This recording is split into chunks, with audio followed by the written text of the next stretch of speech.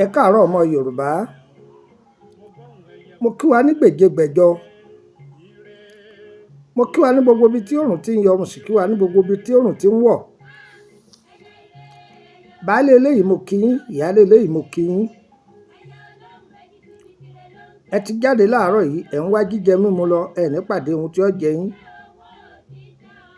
Àrìnà kórè, àkòyà ibi. Ibi ó fò yín kété, ire ó wá yín rí. Ẹ̀ ní tẹrígbà kú oníkú o. Ọdún yìí ń lọ sópin, ó kù ìṣẹ́jú díẹ̀ kérégé.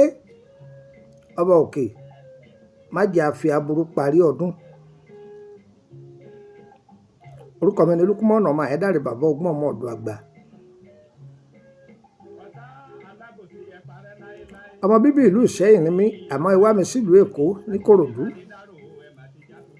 Ńbẹ̀ mo fìdí kalẹ̀ kàṣà gbà sí.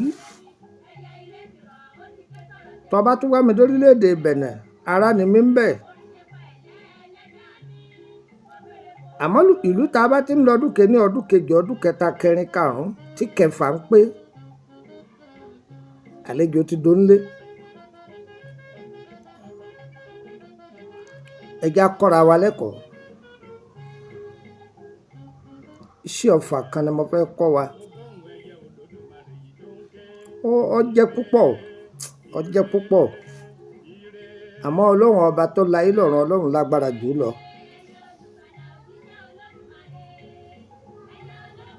Kí lẹ́ lọ́ọ́ bá mi wá? Ẹ bá mi tọ́jú ìfun pẹ́pẹ́yẹ. Ẹlẹ́mìí lè béèrè pé ṣé ìfun pẹ́pẹ́yẹ akọ àbí tabo? Àní ìfun pẹ́pẹ́yẹ. Ìfun àparò, ìfun abodìẹ, ìfun ẹyẹ ẹtù, ẹ tọ́jú ẹ̀.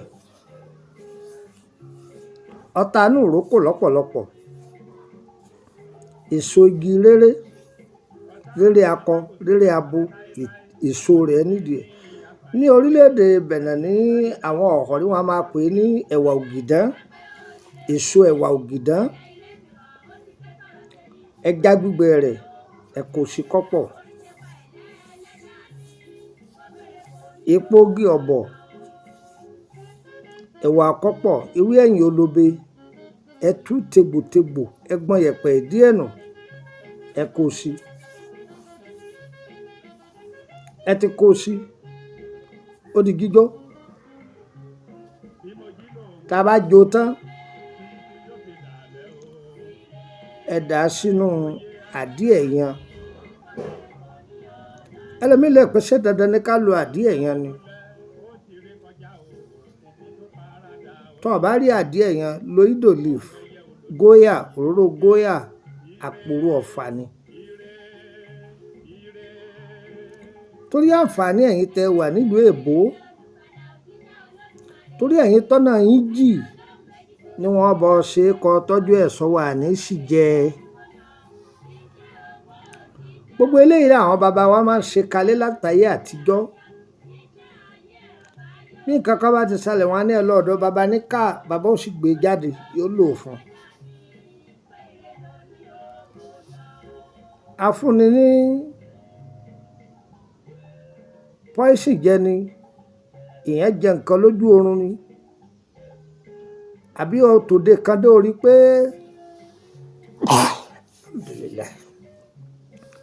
ó ti òde kan dé, ọ wá rí pé òde yìí, oúnjẹ yìí ń ṣe bí à ń gbòdì lára, rọra gba sára ni. Ó dáa gan. Má rojú owó. Ó rojú owó ńgbà tó ra iPhone. Má rojú owó kò ṣe é kalẹ̀. Èmi ò pé o ṣe ògùn ṣùgbọ́n àájò làwọn eléyìí. Àájò ẹ̀mí ara rẹ. Ẹ̀mí ìkórìíra àti ìgbéraga lọ́pọ̀lọpọ̀ fi parẹ́ ìdànù. Ìgbà tó jẹ́ pé wọ́n máa sọ pé I'm a Christian, I'm a Muslim, I'm an educated somebody. Educated somebody yẹn náà ni ó pa ọ́. ìgbà tí wọ́n bá bí ọ nídìílé kan wọ́n pè ọ ní dr àbí kátẹ́ sọ pé mr ewé ń jẹ́ òun ni sọ́ọ̀nì ìmọ̀ ẹ ó tán alégún lé ọ lójú oorun nǹkan ṣe ọ́. ó ti jẹ́ àmọ̀ pé àwọn bàbá tó bí ọ ewé ni wọ́n fi ń ṣèwòsàn láàárọ̀ ọjọ́. gbogbo ìwádìí yìí tó yẹ ká ṣe èyí tó bá fẹ́ lò nínú ewé ló lò ó. ìgbà tí èsì pé wọ́n fẹ́ máa pààyàn ewé ìwòsàn wà sọ́wọ́ tàbí gbára ẹni kalẹ̀ a máa tọ́jú ara ẹni kalẹ̀ ni.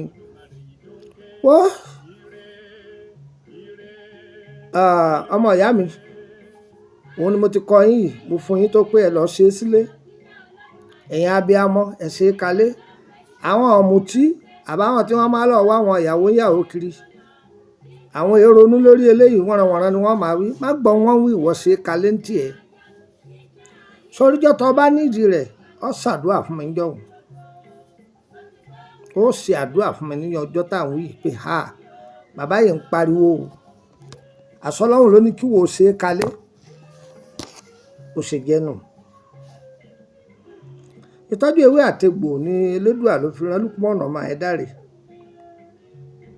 òun wojú olúwa látọjọ́ tó ti pẹ́ ọ̀nlàlàkàlà ni aláre ọmọ ayé ọ. ẹgbẹ̀ẹ́jú ẹ darapọ̀ mọ́ wa lórí WhatsApp group yìí ọ̀nà méjì ló pín sí ọ̀kan jẹ́ private ọ̀kan jẹ́ public. private yìí bẹ̀rẹ̀ àti ń sọ àwọn àlá oríṣiríṣi fún wa pẹ̀lú ọ̀nà àbáyọ lọ́fẹ̀ẹ́ àmọ́ bákan náà àwọn iṣẹ́ tá a bá fi lẹ̀ ní àwọn oògùn kọ̀ọ̀kan oògùn ìwòsàn àtèyí tá a fi gbára ẹni kó lọ́wọ́ ìdè àwọn ẹ̀mí òkùnkùn a máa fà àwọn yẹn náà lẹ̀. èyí tí ó bá yé ọ dáadáa a máa ṣàlàyé fún yín níbẹ̀ nínú private group yìí àmọ́ owó ni wọ́n fi ń wọbẹ̀ láti orílẹ̀-èdè Nàìjíríà 10,000 ni no payment no service ò lè wọbẹ̀. ìwọ tó o bá ti lówó tó wọbẹ̀ má sẹ́ndì alákan sí mi o má sẹ́ndì alákan sí mi má sì mẹ́sẹ́jì mi ní dán lóhùn. bákan náà gbogbo iṣẹ́ tá a bá wá ta ní kókó ẹ̀ láǹfààní àti béèrè lórí ẹ̀ tó bá sì wà ń bẹ̀ má béèrè oògùn bọ́n má béèrè oògùn àdá má béèrè àgádágodo àìsàn gbogbo orú nǹkan bẹ́ẹ̀ níbẹ̀ àfọ̀ṣẹ olúgbò nǹkan kan má gbé yẹn wá etí gbọ́ mi o ti gbọ́ báyìí má gbé yẹn wá etí gbọ́ mi o á dára fún wa o. ṣùgbọ́n tó bá wà ní public ọ̀ láǹfààní àti béèrè kankan ọkàn jẹ́ mẹ́mbà ni gbogbo àwọn nǹkan tí tá a bá ń sẹ́ndì ọ̀pọ̀lọpọ̀ fídíò ọ̀ láǹfààní àti máa gé ni ń tọ́ wà fún nìyẹn kò ṣe gẹ́nu á dára fún gbogbo wa ò tí wa lọ́lọ́run ò ṣe kò ní ṣe tọ̀tá wa. ṣùgbọ́n a bẹ́ bèrè nípa ìrìn àjò ẹni kọ̀ papọ̀ mọ́pọ̀ mọ́ wà nínú private o ọ̀sánwó ni o ọ̀sánwó yẹn ni o kò ṣe jẹ́nu. báyọ̀ bílẹ̀ tó pé yìí ẹ pín sínú gbogbo platform tẹ́ bá wà ó kéré tán èèyàn mẹ́wàá ẹni ọba sẹ́ndì ẹ̀ sí òní sí pé fún àdúrà ni ó sì fún gba nọ́mbà yìí ọmọ ọ̀dọ̀ fún ọ̀tọ̀ láǹfààní tó fẹ́ tọ́jú ara rẹ má béèrè lọ́wọ́ mi ní dán lóhùn o. +23480 3298 3298 tí ẹ bá fẹ́ ṣerú sẹ́bà yóò tẹ́ lò má bì mí o tó bá ti ṣe tán òun ni kọ mẹ́sẹ̀gì mi +23480 3298 3298 gba nọ́mbà orílẹ̀-èdè Benin +229 0154 651928 nọ́mbà náà lórí fídíò láti Tọ́pá àbí ká rò pé ọwọ́ mọ́tò láti Àjàṣẹ́ ọ̀n lọ Tọ́pá bọ́ọ̀lẹ̀ ní dégà kan bíi Túndé Mùtọ́sì àbáyédé bíi Túndé Mùtọ́sì tó bọ́ọ̀lẹ̀ bí wọ́n ń ta àṣẹ̀kẹ́ ń bí ẹ̀yìn ọjà àbáyédé bẹ̀ kó béèrè pa àṣẹ̀nẹ̀rí tó wà ńbẹ̀ àbáyédé ní ilé pa àṣẹ̀nẹ̀rí náà ńbẹ̀ ní ọ̀dọ̀ mi ní orílẹ̀-èdè Benin. ní Nàìjíríà abá ti wọ mọ́tò láti Kòròdú garage wọ mọ́tò tí ń lọ bá Èkó kọ bọ́ọ̀lẹ̀ ní Emily bus stop Emily street number 50 lẹ́gbẹ̀ẹ́ ilé lọ́ọ̀yà. ẹ̀yin tẹ́ ń pè mí tẹ́lẹ̀ wá mi lọ Bàrígà mo ti kó ń Bàrígà kì í sọ̀rọ̀ ọdún 6 sẹ́yìn o kì í sọ̀rọ̀ ọdún 6 o. ẹ̀yin tẹ́ sì ń wá mi lọ́fíìsì mi tó wà nìbàdàn àti close ẹ̀ láti bí ọdún díẹ̀ sẹ́yìn o ìgbà tí ìrìn àjò ti pọ̀ bó ṣe jẹ́ nìyẹn á dára fún wa o á dára fún wa wọ́n tó bá ní mọ̀ pé olówó consultation àwọn èèyàn yín ni kálukú mẹ́yìn tiẹ̀ o á dára fún wa o àwọn èèyàn yín ẹnìkan ò fún mi ní nǹkan kan ṣùgbọ́n má jà gbọ́ lọ́wọ́ ẹnìkan o tọ́ òun la fi ilẹ̀ yìí nísìn sàrà la fi ṣe kò sí pé bọ́yà gba nǹkan lọ́wọ́ ẹnìkan bí èèyàn fún wa ní nǹkan á gbà á o tó bó ṣe jẹ́ nìyẹn ẹlòmíràn fẹ́ láǹfààní yẹn torí kó lè bá yàn bá sọ̀rọ̀ a máa ń rọ́pọ̀ mọ́ra wọn ẹ wo ẹ̀yin èèyàn mi gbogbo bẹ́ẹ̀ bá ṣe lò ó sí yọ̀ọ́ bá yín lára mu kò ní gbòdì lára yín o ire kàbìtì.